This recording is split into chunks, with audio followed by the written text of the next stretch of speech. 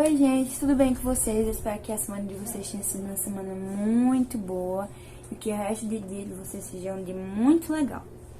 Vocês estão percebendo que as historinhas que a gente conta no domingo parecem uma série? Cada domingo a gente conta um pouquinho da história. Vocês gostam de série? Eu gosto muito. Eu prefiro série do que filme. Quando tenho aquele tempinho dos estudos, eu preparo aquela pipoca, se não pegar alguma coisa da geladeira, aí sento no sofá, ligo a TV e boto na série que eu gosto. Mas hoje a gente não vai falar de série, a gente vai falar um pouquinho, na verdade, continuar um pouquinho da história de Moisés. Não se preocupem, não vou contar nada da história, nenhum spoiler, que ninguém gosta de spoiler, né? Mas assim, a gente vai aprender que na historinha de hoje, Deus estava no controle de tudo. Deus sabia o que ia acontecer, o que não ia acontecer. Ele também sabia, ele estava no controle da vida dos hebreus. Por quê? Porque Deus é soberano, ele é onipotente, onisciente e onipresente. Mas o que é ser soberano? O que é a soberania de Deus? O que é onipotente? O que é onipresente? O que é onisciente? A soberania de Deus é o poder que Deus tem e o domínio que ele tem sobre toda a criação, sobre tudo que ele fez. Ou seja, sim, outra coisa também. Nada está acima do poder de Deus. Nada. Só está debaixo do poder de Deus. O que é onipotente? Onipotente significa que Deus, ele é todo poderoso. Ele pode tudo, menos cometer o pecado. Onisciente quer dizer que ele sabe de tudo, ou seja, coisas que nem daqui a muitos anos, bilhões de anos, trilhões de anos, a gente nem sabe, mas ele já sabe. E onipresente, ou seja, ele está presente em todo lugar. E ele está presente onde ele quer estar. Tem um versículo na Bíblia que fala sobre soberania, que está lá em Deuteronômio 10:17, que diz assim: Pois o Senhor, o seu Deus, é o Deus dos deuses e o soberano dos soberanos, o grande Deus, poderoso e temível, que não age com parcialidade, nem aceita o suborno. E tem outro versículo que está lá no Salmo 135:5, e diz assim: Na verdade, sei que o Senhor é grande, que o nosso soberano é maior do que todos os deuses. Então, o que a gente aprende com a lição, com a historinha de hoje?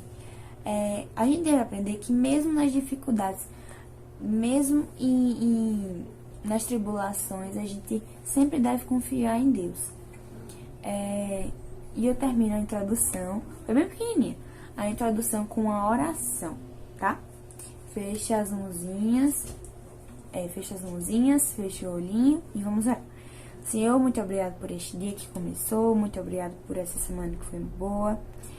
Queremos te pedir em especial por nós, que devemos reconhecer que o Senhor está no controle de tudo e que o Senhor sabe e tem controle de tudo. Faz com que a aulinha de hoje seja uma aulinha muito boa e que a gente foque e aplique a lição em nossas vidas. E em nome de Jesus, amém. Bom dia, crianças! Tudo bem com vocês? Vocês já oraram hoje? Já leram a Bíblia? É muito importante orar e ler a Bíblia todos os dias.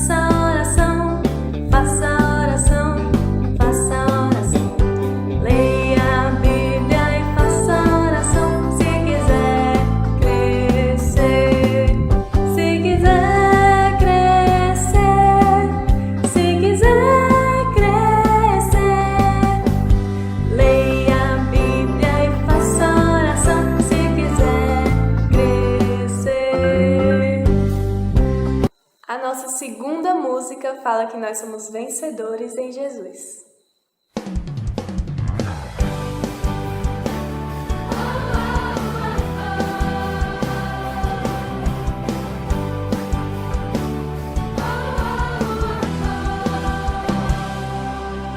Eu li na Bíblia e vou contar pra você que com Jesus você pode vencer. Você fica valente, fica obediente. Se vem o mal, você vence porque não tem medo de cara feia, não. Deus te dá forças pra matar leão. Se Davi venceu até gigante, mesmo pequenininho você pode ser forte e corajoso como Sansão.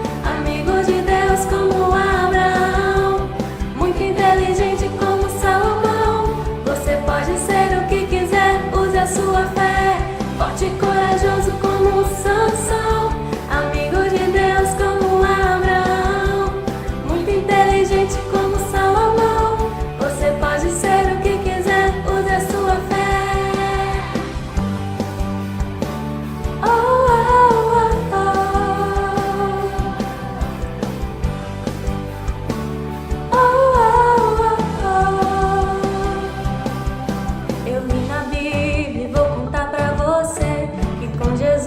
Você pode vencer, você fica valente, fica obediente. Se vem o mal, você vence porque não tem medo de cara feia, não. Deus te dá forças pra matar leão. Se Davi venceu até gigante, mesmo pequenininho você pode ser forte e corajoso como Sansão, amigo de Deus como Abraão, muito inteligente como Salomão. Você pode ser o que quiser, use a sua fé.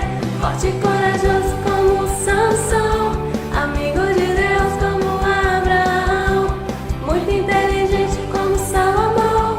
Você pode ser o que quiser, use a sua fé.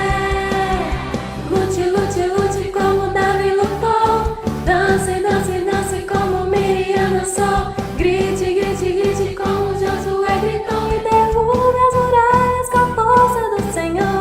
Lute, lute, lute como Davi lutou. Dance, dance, dance como Miriam dançou. Grite, grite, grite como Josué gritou. E derrube as muralhas com a força do Senhor. Como Sansão, amigo de Deus como Abraão, muito inteligente como Salomão. Você pode ser o que quiser, use a sua fé. Forte e corajoso como Sansão, amigo de Deus como Abraão, muito inteligente como Salomão. Você pode ser o que quiser, use a sua fé. Agora vamos assistir às nossas aulinhas. Um beijo. Oi pessoal, na nossa aula de hoje nós vamos continuar estudando o livro de Êxodo, isso mesmo, e hoje nós vamos estudar do capítulo 11 até o capítulo 14, certo? Nós vamos continuar vendo como Deus agiu soberanamente sobre a vida do povo de Israel, que vivia na escravidão, lá na terra do Egito, sobre a forte mão do faraó, certo? E a gente começa a ver o cumprimento do plano de Deus para essa libertação, a libertação do povo de Deus, desde o nascimento de Moisés. Isso mesmo, vocês devem ter visto em aulas passadas, né, o quanto foi abençoador, o quanto Deus protegeu a vida de Moisés desde o seu nascimento. Né, a gente lembra que no tempo do nascimento de Moisés, o faraó já tinha decretado uma lei que todos os bebês do sexo masculino deveriam ser jogados no rio Nilo. Né? Ele viu que a população hebreia estava crescendo, que aquilo ali poderia prejudicar o seu reinado, então ele decretou aquela lei. E o que foi que a mãe de Moisés fez? Colocou ele no cesto, colocou nas águas, conseguiu protegê-lo durante 3 meses, né? E lá ele desceu pelo rio e chegou até as mãos da filha de Faraó.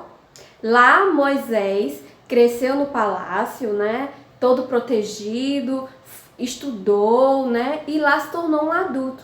E quando ele estava adulto já, ele já sabia, já compreendia que fazia parte do povo de Deus, né? Então ele estava muito confuso nessa época e decidiu passar um tempo andando pelo deserto. E lá no deserto nós vemos um dos maiores acontecimentos da palavra de Deus, né? Deus lá se revela a Moisés através daquela sarça ardente, né? A sarça, ela tinha fogo, mas não se consumia. E ali Moisés teve um encontro direto com o nosso Deus. E ali Deus explica de uma forma maravilhosa tudo o que Moisés iria passar. Ele instrui a Moisés todo o seu plano, tudo que Deus queria, tudo que ele tinha preparado para a libertação do povo de Israel. E quem iria liderar aquele povo iria ser Moisés. Por um instante Moisés ficou relutante, né? Ele não queria, ele não se achava capaz e disse até que não sabia falar, mas Deus disse, então chame seu irmão Arão, que ele vai falar por você. Então Deus dá a instrução a Moisés, Moisés passa para Arão e então Arão iria instruir todo o povo. E assim Deus usa vários sinais para convencer Moisés, para fortalecer a sua fé, e assim Moisés foi convencido, né? Então Moisés volta para o Egito, né? Volta para liderar agora o seu povo. Então Moisés fala para o povo hebreu, o povo de Deus, os israelitas, tudo o que iria acontecer, né? Então ele começa a falar tudo que ele tinha visto naquela visão, que Deus tinha falado para ele. E as pessoas começaram a perguntar, mas que Deus foi esse que falou com você, Moisés? Quem é você para Deus falar diretamente com você? E Moisés diz para aquele povo, quem falou comigo foi o grande eu sou, aquele que vai libertar o seu povo do cativeiro, que vai libertar todos nós dessa escravidão que nós vivemos há mais de 400 anos. Imagine só, o povo de Israel já fazia mais de 400 anos que estava cativo, preso, sendo humilhado pelas mãos de Faraó. E chegaram ao momento em que Deus ia libertar aquele povo. Então Moisés começa a instruir o povo. Vocês já devem ter estudado também nas outras aulas que para que Deus libertasse o povo, né, Moisés precisaria ir falar com Faraó para que ele liberasse o povo. Só que de todas as formas, Faraó não permitiu que isso acontecesse. Por quê? Porque Deus endureceu o coração de Faraó. Deus teria que ser glorificado através da vida e da destruição de Faraó e de todo o seu reinado. Todo esse processo fazia parte do plano de Deus, para que o nome dele fosse glorificado. Então, quantas vezes Moisés foi e pediu para que o povo fosse liberto? Várias vezes. Só que Faraó não permitiu que isso acontecesse. E todas as vezes que Faraó não permitia, o que é que acontecia? Vinham as pragas. E eu sei que vocês também já estudaram várias pragas que Deus enviou sobre o Egito para que Faraó libertasse o povo, né? Dentre essas pragas, nós vimos que Deus transformou as águas do rio Nilo em sangue, teve a invasão das rãs, dos piolhos, das moscas, teve a morte dos gados, as chagas, chuvas de pedra, nuvens de gafanhoto, trevas. E agora nós vamos ver a 10ª, a última e a mais avassaladora praga que Deus poderia ter mandado sobre o Egito para que o povo fosse liberto. Não teria como Faraó resistir dessa vez. Deus mandou a 10ª praga, a morte dos primogênitos. Ou seja, todo o primeiro filho de cada família deveria morrer, inclusive o filho de Faraó. Todas as crianças que tivessem nascido primeiro no Egito deveriam morrer. Deus haveria de mandar um anjo, o Espírito do Senhor iria passar por todo o Egito. E em cada casa que tivesse um filho, o primeiro filho que nasceu daquela casa, iria morrer. A não ser que E essa foi a ordem que Deus deu a Moisés, para que instruísse o povo. Moisés, diga ao povo que no dia que o Espírito do Senhor passar pelo Egito para matar todos os primogênitos, eles façam o seguinte ritual. Eles peguem um cordeiro, o cordeiro mais perfeito que eles tiverem, o sem mancha, sem defeito, que eles matem esse cordeiro, que eles comam a sua carne, tudo que eles puderem comer desse cordeiro, eles comam. E o sangue, eles peguem esse sangue desse cordeiro sem defeito, perfeito, e ele passe nas suas portas, para que quando o anjo do Senhor venha, para matar todos os primogênitos, quando ele vê essa mancha nas portas, ele não vai entrar. Ele vai passar direto, porque ali estariam os escolhidos do Senhor. Ali estariam o povo de Deus. Então, esse anjo não poderia tocar nos filhos do povo de Deus. E assim Moisés instruiu o povo. E o povo fez isso sim. Porque, afinal de contas, já tinham passado 9 pragas e eles tinham visto tudo o que tinha acontecido, né? Então, mas vale lembrar que essas pragas não atingiram o povo de Deus de forma nenhuma. E aí a gente já começa a ver, né? A gente já vê o cuidado de Deus com o seu povo, né? Houveram pragas terríveis, tanto essas que eu citei e essa que eu estou explicando agora, né? E a gente vê o cuidado de Deus, a mão do Senhor em todas as coisas, Ele cumprindo o seu plano, né? De uma forma soberana, governando, né? Trabalhando da forma perfeita. E assim o povo fez. Quando chegou o dia, quando deu meia-noite, o anjo do Senhor veio sobre o Egito e passou matando todos os primeiros filhos de cada família da terra do Egito, a não ser aqueles que tinham manchado as suas portas com o sangue do cordeiro. Que coisa maravilhosa, que grande demonstração de amor do nosso Deus pelo seu povo, não é verdade? Até o filho de Faraó morreu. Nunca se viu um pranto tão grande na terra do Egito como foi nesse dia. Era muito choro, foi uma tristeza terrível. Foi a praga, como eu disse, mais avassaladora de todas. Não tinha como o Faraó voltar atrás, não tinha como o Faraó não deixar que o povo fosse embora. E assim aconteceu, né? Mas Moisés também lembrou o povo. Ele instruiu da seguinte forma: todas as vezes que o povo hebreu comesse um cordeiro perfeito, aqueles que eles escolhessem que fosse o melhor cordeiro, todas as vezes que eles fizessem isso, que eles comessem dessa carne, que eles vissem o sangue do cordeiro, eles lembrassem desse dia tão marcante para a vida do povo de Israel. E aí foi instituído a primeira Páscoa. Isso mesmo, ali começou a primeira Páscoa. E a nossa Páscoa não é assim? Nós não lembramos da morte e da ressurreição do nosso Jesus?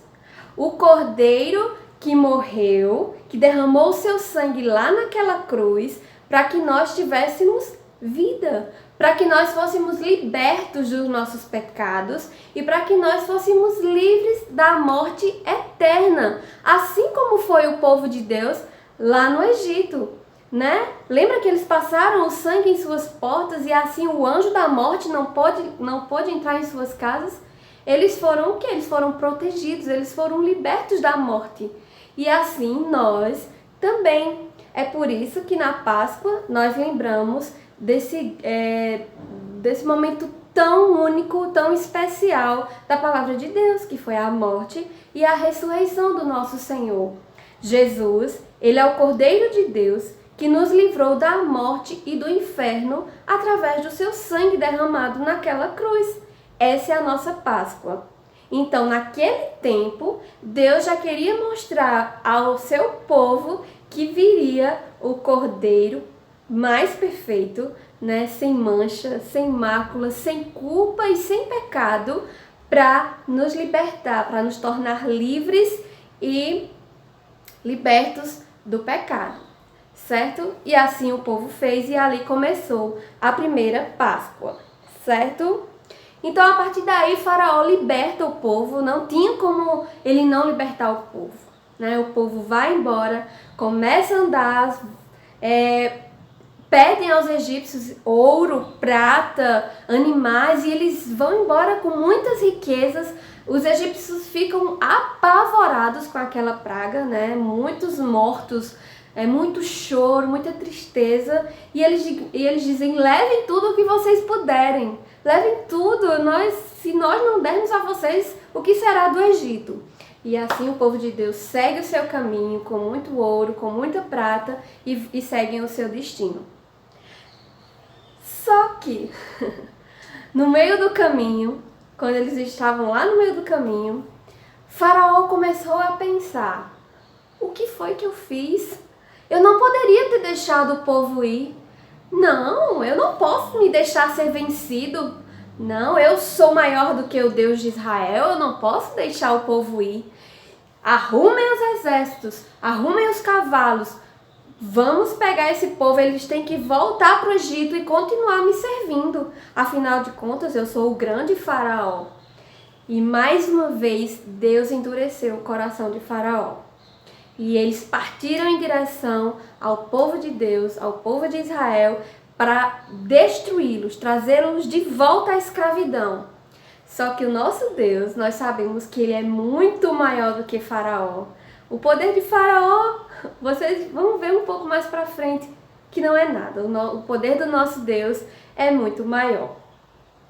E aconteceu que o povo ia na frente e o exército de Faraó já estava vindo atrás. O Senhor protegia o povo de Israel de uma forma tão poderosa que durante o dia havia uma coluna de nuvem para fazer sombra para o povo. E à noite havia uma coluna de fogo para aquecê-los.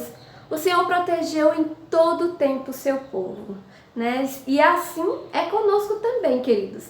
Em todo o tempo o Senhor está cuidando, o Senhor está trabalhando, o Senhor está nos livrando, nos protegendo, né? Às vezes os momentos parecem até não ser tão bons assim, a gente nem consegue enxergar muito bem, mas tenho certeza que em todo o tempo o Senhor está nos livrando, está cuidando de nós e de uma forma assim amorosa e poderosa também, certo?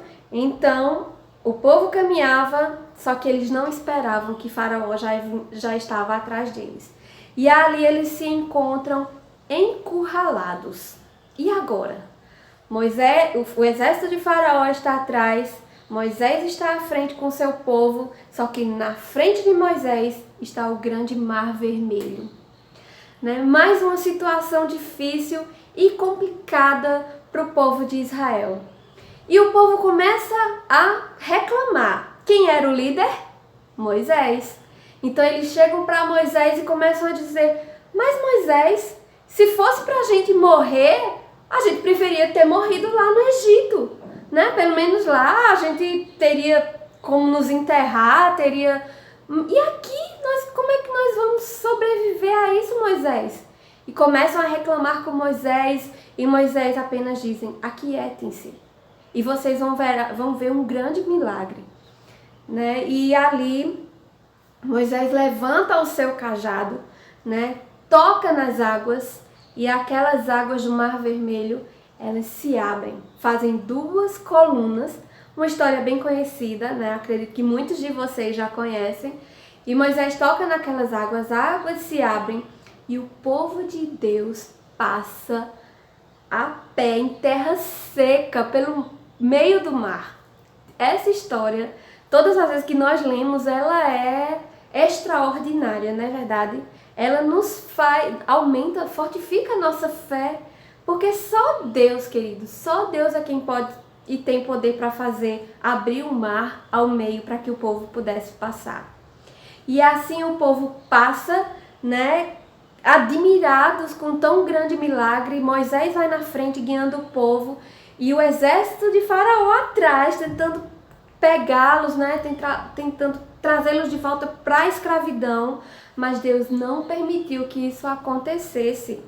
O povo consegue passar, vai para o outro lado do mar, e quando o exército de Faraó vem junto com ele, aquelas águas se fecham, o exército todo de Faraó morre afogado naquelas águas juntamente com o Faraó. E todo aquele exército chega ao fim. E aí nós vemos o cumprimento, né, da promessa de Deus, da libertação do povo de Deus daquela escravidão de tantos anos. E o nome do Senhor é glorificado. É glorificado através da destruição do poder, né, de todo o poderio que Faraó tinha em suas mãos. Que aplicações eu queria trazer para vocês? O que é que eu queria que vocês fixassem bem direitinho na cabeça de vocês? Primeira coisa, né, que o Senhor, como eu disse lá no começo, é Ele quem trabalha, né, é Ele quem governa todas as coisas, é Ele quem planeja e quem coloca em prática tudo aquilo que Ele planejou de uma forma perfeita, de uma forma organizada e que não pode dar errado, né? Nós vimos que mesmo lá no começo, no nascimento de Moisés, poderia já dar tudo errado ali, né? Mas Deus começou a trabalhar na vida de Moisés desde bebezinho e foi cuidando, foi livrando, foi trabalhando o coração dele, foi usando ele, né, como líder também do seu povo, foi abençoando, fortificando a sua fé para que tudo aquilo, para que todo esse processo de libertação do seu povo desse certo. Os planos do Senhor não podem dar errado, não é verdade? E dessa vez também não deu. O povo de Deus saiu ileso, conseguiu ser liberto daquela escravidão que vivia há tantos anos. E outra coisa muito importante que eu queria que vocês prestassem atenção, que fixassem na mente de vocês durante essa nossa aula, foi a instituição da Páscoa, não é verdade? Lembra que o povo matou o cordeiro, colocou lá a mancha de sangue nas suas portas, para que quando o anjo viesse, não entrasse ali, porque ali havia os escolhidos do Senhor. Então, a nossa Páscoa também, né, veio desse ritual. Nós lembramos que foi quando Jesus morreu e ressuscitou, morreu naquela cruz, derramou o seu sangue para que nós fôssemos livres, né? Nós não somos mais prisioneiros do pecado, nem prisioneiros deste mundo, porque nós não somos daqui, nós somos apenas de passagem, né? Um dia o Senhor nos levará para o céu e nós não estaremos livres desta morte eterna. Nós viveremos eternamente com o nosso Deus e com o nosso Senhor Jesus para todo sempre, né? Então, que história maravilhosa, né? Tantas pragas, tanta destruição, tanto choro, tanto sofrimento, mas o povo de Deus saiu vitorioso. E assim também será conosco nesse mundo, queridos, né? Nós temos passado, como a gente tem visto, dias difíceis e ainda virão muitos dias difíceis, mas em todos os dias, todos os tempos, nós sempre seremos vitoriosos, porque nós pertencemos a quem? Nós pertencemos ao povo de Deus, a quem Ele libertou lá no passado e liberta ainda hoje, né? Nós sabemos que tem muitas pessoas que ainda vivem presas, tem amigos nossos, né, que não servem ao nosso Senhor Jesus ainda. Então, que a gente possa falar da sua palavra para Ele, para que Ele seja livre, assim como nós fomos um dia. Tá certo? Vamos orar? Senhor Jesus, obrigado, Senhor, por esta aula. Obrigada por Tua palavra, porque é ela quem vivifica, Senhor, o nosso ser. É ela quem alimenta, Senhor, a nossa alma e nos dá todo o direcionamento, Senhor, no que nós vamos fazer. Abençoa, Senhor, os outros tios que ainda virão, que ainda vão explicar o livro de Êxodo. Que o Senhor nos ilumine a mente de cada um, ilumine a mente de cada criança que ouviu essa aula. Que o Senhor possa estar nos abençoando, Senhor, e colocando em nossos corações a certeza de que um dia nós fomos verdadeiramente libertos pelo Senhor. Ó Deus, que possamos transmitir essa mensagem para outras pessoas, para que assim, Senhor, eles também sejam libertos e pelo sangue do nosso Senhor Jesus. Eu te agradeço por esse dia, por esse domingo, em nome de Jesus. Amém. Amém. Tchau, queridos. Deus abençoe.